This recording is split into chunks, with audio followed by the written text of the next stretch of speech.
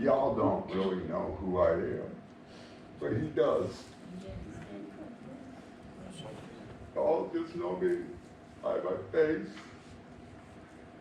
This next song that we're going to begin to sing, that song was meant for me, and I'm sure it wasn't meant just for me. It's the words I really want you guys to pay attention to when we sing this song. Because when I first heard it, it put me to my knees. I was so full of shame, so full of guilt. I felt so unworthy. And God came into my life 3.5, 4 years ago. And things started changing. He started pruning one thing off of another. I didn't really understand what was going on. But I do know this, the devil's going to attack you that first year like he's never, ever attacked you before. But by the grace of God and the mercy of God, he kept me going. Every time I felt unworthy that Satan put in my head for 53 years that I would never be worthy enough to stand in front of a God. You know what? He's right. It's the grace of Jesus Christ dying on that cross. It's the blood. It's that precious blood that covers all my sins. And trust me, people, there's so many of them, I still carry some of them today. But by the grace of him coming into my life, I don't have to carry them every day. I don't have to keep bringing them up. I feel so sorry for Jesus because he's carrying every one of you guys out there too, not just my sins, every one of us. We all deserve to be in heaven. And I'm so grateful that I found this precious place, the lighthouse. Who would have ever known? When I first drove in this town, I'd never even seen the lighthouse. And I am very grateful and so thankful for every one of you people, because I know that I could go to any one of you in here when I'm down, feeling terrible. I got somewhere to go today. I didn't have it before. So I just want you all to listen to this last song and enjoy. And I hope I can get through it like I did earlier today without crying.